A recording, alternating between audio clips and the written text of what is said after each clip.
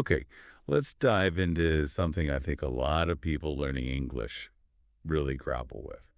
What does it actually mean to sound natural? Right. It's not just about, textbook grammar or getting every single word pronounced perfectly. It's something more.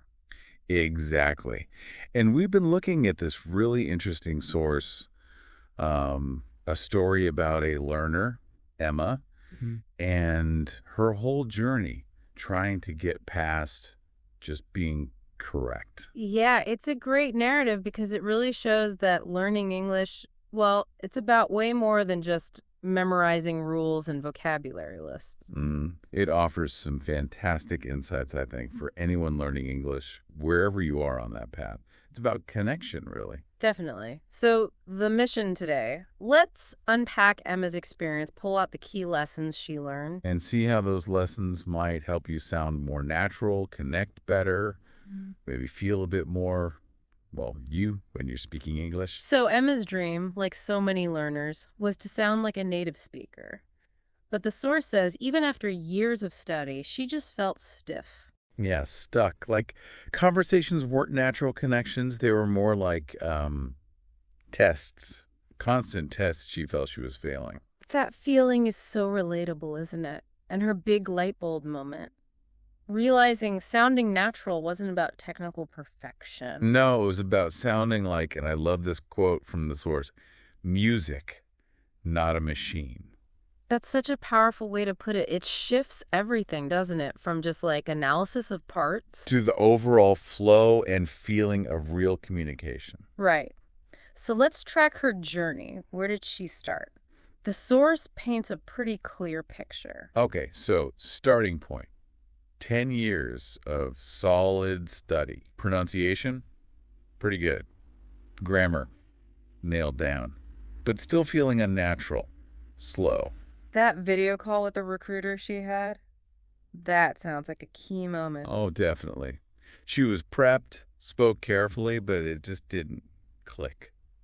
The conversation felt awkward, halting. Like an exam again, you can almost feel the tension, right? The recruiter interrupting, maybe sounding a bit impatient. Exactly, it just wasn't flowing. Yeah. And that really drove home the difference between just being correct and actually sounding natural. Which led to that crucial realization we mentioned. Sounding natural isn't about memorizing more rules. No, it's about capturing the spirit, rhythm, flow. That's the phrase she used. I love that. Spirit, rhythm, flow. It's about the bigger picture, the music of the language. So it's moving from accuracy is the only goal. Towards fluency, but fluency defined by sounding natural, by ease of communication. So she made this promise to herself, according to the source. No more just drills. A big shift. Yeah, focus on how real people spoke English in everyday life. Listen more actively, speak more freely. And this is huge. Stop being so afraid of making mistakes. That takes courage, to step away from the safety net of correctness. Absolutely. Into the messy, unpredictable world of real talk. So how did she do it? Well, the source calls it finding the real English in the noise. I like that. In the noise. She basically just immersed herself in sound. Casual podcasts, people chatting, interviews, anything unscripted. Not just listening passively, though, right? It was active. Tuning into the rhythms, the intonation, the ups and downs. Yeah, but it wasn't easy at first. The source mentions she was initially confused. Things felt too fast, words blurred together. Had to keep rewinding, probably. We've all been there. But that's where she started noticing the good stuff. The things textbooks sometimes gloss over. Like what specifically? Well, contractions, obviously. Like hearing, I'm gonna all the time instead of I'm going to. Right, or how the tate sound often disappears or softens in words like don't or internet. It's subtle but constant. And linking sounds, how what are you becomes whatcha. That's the real texture of spoken English, isn't it? Not just the dictionary pronunciations. Textbooks give you the blueprint, but this is how the house is actually lived in. So she started practicing this, repeating sentences she heard, trying to mimic the melody, the rhythm, the pauses. Focusing on the music, not just the notes. Yeah. But the source says it was tough. She'd stumble, feel awkward practicing alone. Takes real persistence. It's one thing to hear it, another to actually produce it smoothly. Which is why the next step, connecting with others, was so important. She met Sarah, another learner from Brazil. Ah, the practice partner. That makes a huge difference. Totally. They started having real conversations, not just drills.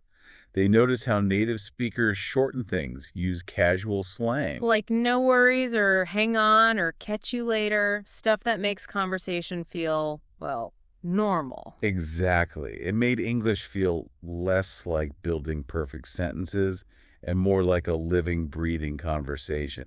That's from the source. Yeah, dynamic, a bit messy sometimes, which is how real talk actually is. And they started watching TV shows and movies without subtitles, too, trying to mimic scenes, catch the emotion. That helps you see how naturalness is tied to feeling comfortable, right? Being okay with not being perfect. For sure. And that moment when Sarah told her, "You're starting to sound like a real speaker," that must have felt amazing. Yeah, connecting the progress directly to sounding real. That's the goal. Okay, so let's dig a bit deeper into that listening aspect and this technique called shadowing she used. Right, because her listening evolved, didn't it? It wasn't just hearing words anymore. No, it became about understanding the flow, the rhythm, the whole prosody of it, the musicality. And this is where she had another mini breakthrough about fillers. Oh, yeah. Things like, like at first she saw them purely as mistakes, things to eliminate. Which is what many learners are taught. But they're actually a natural part of speech, aren't they? Totally. They serve a function. They give you a second to think or signal you haven't finished or even soften what you're saying. Recognizing that they're not just errors is a big mental shift. It makes you feel less like you're failing when you use them. Absolutely. So along with this deeper listening, she started using shadowing. Can you explain that a bit? Sure. Shadowing is basically listening to someone speak maybe a short audio clip and trying to repeat it almost simultaneously. Matching the speed, the intonation, the rhythm as closely as possible. Exactly. It's like building muscle memory for the sounds and patterns of the language. It forces you to internalize it physically. The source says it was difficult, but she kept at it. She even recorded herself speaking and compared it to the original audio. That comparison step is crucial. It's awful hard to hear ourselves accurately otherwise. And then, this huge milestone. She started thinking in English, not constantly translating back and forth in her head. That's a massive step towards real fluency. It means the language is starting to become part of your own thinking process. Thoughts flow more directly into speech. And you could see the results. She started using fillers more naturally in conversation groups, focusing less on perfection. And more on just keeping the conversation alive, connecting, learning to ask for clarification without feeling like a failure. Yeah, the source quotes her journal. Sounding natural isn't about being perfect. It's about being real. Feeling comfortable enough to say, Because real conversations aren't perfectly smooth scripts. They have those little bumps. which perfectly sets up the next stage. Actually using it all in the wild. Stepping out of the practice zone. The real test, right. Spontaneous conversation. Yep. And she did it. She signed up for a local language exchange event. Brave move. The source describes her nervousness. Oh, yeah. Sweaty palms, voice catching. That feeling we all know before jumping into something scary. But the key mindset shift the source highlights is focus on connection, not perfection. Yes. And she did. Took a breath, went for it, and found people were friendly, patient, They offered gentle corrections sometimes, but mostly they were just happy to chat. And as she relaxed, it got easier, more enjoyable. It proved the fear was mostly in her head. That's often the case, isn't it? The anticipation is worse than the reality. She even used a phrase like, I'm totally hooked, naturally, felt this rush of accomplishment, started going regularly, even volunteered. Which probably gave her even more perspective on her progress. For sure. But the source is realistic, too. It wasn't all smooth sailing from there. Still moments of awkwardness, misunderstanding things. Of course. But her perspective shifted. She saw those moments as stepping stones, not failures. And then that amazing feedback from a native speaker. You speak really naturally now. It's like chatting with a friend. Wow. That really brings it full circle, doesn't it? Back to that goal of genuine connection. Mm-hmm. And as she got more comfortable, she had another layer of understanding. Naturalness isn't just sounds and rhythm. It's tied to culture, deeply. Yeah. The source gives this great example of her missing a joke. Someone had to explain it, and she realized. That so much relies on shared cultural knowledge. References, history, sayings, humor, sarcasm. Exactly. English isn't just a language. The source calls it a code. And if you don't know the cultural context, you can't fully decode it. That's a really important point. You can know all the words, but miss the real meaning if you don't get the cultural nuances. So she started actively learning that stuff, like understanding that how's it going in the U.S. often doesn't require a detailed answer. Or getting the hang of British understatement or irony. Or why people say sorry so much sometimes. Right. Even things like small talk about the weather. She practiced these cultural scripts, and it made her interactions feel smoother. It's about learning the whole choreography of communication in that culture. The timing, the tone, what's considered polite or funny. Her journal entry nails it. To sound natural, I need to understand more than words. I need to learn the culture. English is alive because of the people who speak it. Beautifully put. Language as a living thing, embedded in culture. But this led to a new challenge, didn't it? How to sound natural without just imitating. The authenticity question. Feeling like you're just performing English, maybe losing yourself a bit. Exactly. That's how the source describes her feeling. And her friend Sarah gave her some crucial advice. What was that? Sarah told her, basically, your accent, your way of expressing things, that's you. You don't need to erase your identity. Your voice matters. That is so key. Because genuine communication comes from authenticity, right? Mm-hmm. If you feel like you're acting, it creates a barrier. So Emma started to experiment, allowing her own natural rhythms, her own pauses, expressing things in a way that felt true to her, not just mimicking someone else. And what happened? People responded really positively. They seemed to listen more closely, engage more deeply when she sounded more like, well, herself. Interesting. So perfection wasn't the key. Authenticity was. Seems like it. She started embracing her accent, not as something wrong, but as part of her story, her background. The source mentions her telling a childhood story at the language exchange. Yeah. Using her own blend of phrases, her own pacing, and feeling this real sense of belonging, of being accepted for who she was. Her journal quote sums that up nicely, too. Being myself is enough. My English is mine. Because it carries my voice, my story, my heart. It became about owning the language, making it hers. And that connects really well to another discovery she made, the power of storytelling. Oh, definitely. Language isn't just for transactions. It's how we share who we are, our experiences, our feelings. Stories connect us. The source talks about her watching someone tell a story really well, noticing the pauses, the gestures. Yeah, how it all brought the story alive, made it more than just words. And the idea of telling her own stories in English felt intimidating at first. Totally. But she started small, wrote them down first, Practice telling them aloud, focused on the flow, the feeling, not just perfect grammar. Learning those little phrases that signal a story like, you won't believe what happened, or so there I Right. was. And the source note's a huge benefit.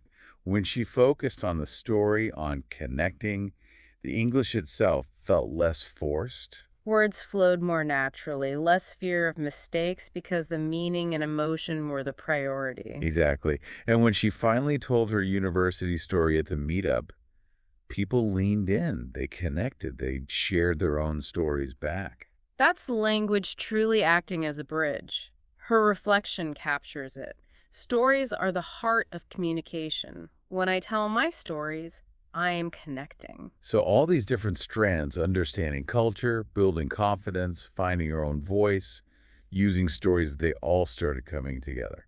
The source mentions a picnic example.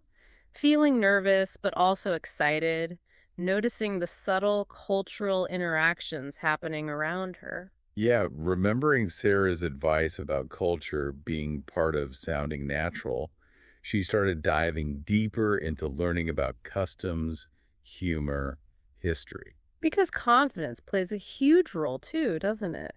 Being relaxed and open makes your English feel more genuine, even if it's not perfect. Absolutely.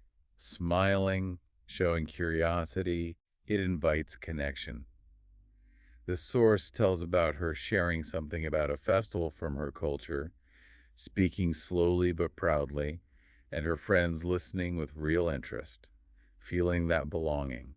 It really highlights that confidence isn't about flawlessness. It's about being comfortable being yourself and engaging with others. Her thought sums it up. To sound natural, I need to live the language. Confidence isn't about perfection. It's about being myself and being curious about others. Which brings us to a really satisfying conclusion about what fluency or sounding natural actually means based on Emma's whole experience. Yeah, the journey wasn't about reaching some impossible standard of native-like perfection. No, it was about finding and embracing her own voice with all its unique rhythms and quirks. And the definition of fluency that comes out of this story is less about speed or zero errors. And much more about speaking freely with confidence and authenticity. Being able to share your thoughts, your stories, laugh, connect without being constantly blocked by fear. That final scene in the source, Emma just walking in the park, easily chatting with people, making a joke, it shows she reached that point. Her English sounded natural because it was finally authentically hers. And her last reflection really encapsulates the whole journey. To sound natural in English is to be yourself, curious, confident, and courageous. Language is a bridge. My English is not just words, it's my story, my culture, and my heart. And with every conversation, I become more fluent, not just in English, but in being me. Wow. It really becomes a journey of self-discovery through language, doesn't it? Oh, absolutely. So for you listening, the big takeaway from Emma's story is that sounding natural is this amazing blend of things. Listening deeply to real speech, understanding cultural context, practicing connection over perfection, and crucially, finding the courage to let your own authentic voice shine through. And remember, it's not like a switch flips. It's an ongoing process, an adventure, not a final destination you arrive at. Exactly. So try applying these ideas. Really listen to how English is spoken around you. The rhythm, the pauses, the common phrases. Don't be afraid to speak, even with mistakes. Focus on connecting with people. Share a little bit of yourself. Find your English. Let your personality come through. Don't try to erase who you are. And here's something to think about, drawn from the source. How does the language you're learning, or any language you speak, influence not just how you talk, but how you perceive yourself and how you connect with the wider world?